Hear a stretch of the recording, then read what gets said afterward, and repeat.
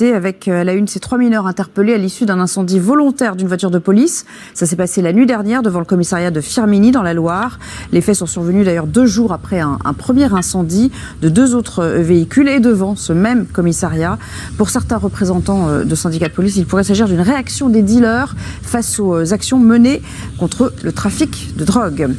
La fermeture de la mosquée de Beauvais a été enclenchée aujourd'hui. Bonjour Mario Bazac, c'est Gérald Darmanin, le ministre de l'Intérieur, qui l'a confirmé lui-même sur notre antenne. Pour quelle raison ce lieu de culte est-il sous le coup de cette procédure aujourd'hui ?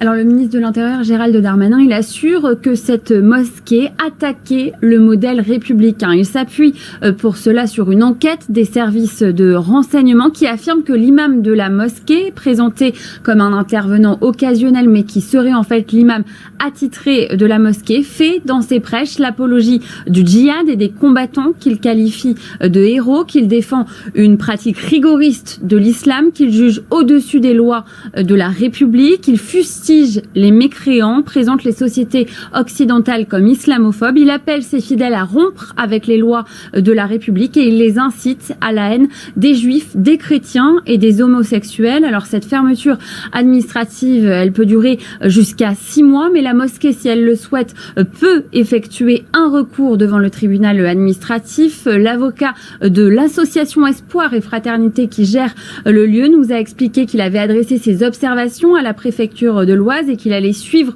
la procédure. Lui, il affirme que l'imam a été suspendu, que la majorité des propos sont sortis de leur contexte. Il juge la fermeture temporaire de cette mosquée disproportionnée. L'intégralité des reproches qui sont faits sont liés à l'imam bénévole et non pas à l'association et à la mosquée, dit-il. Et il assure que l'association qu'il défend a toujours combattu le terrorisme et favorisé le vivre ensemble. Merci beaucoup Marie pour toutes ces précisions.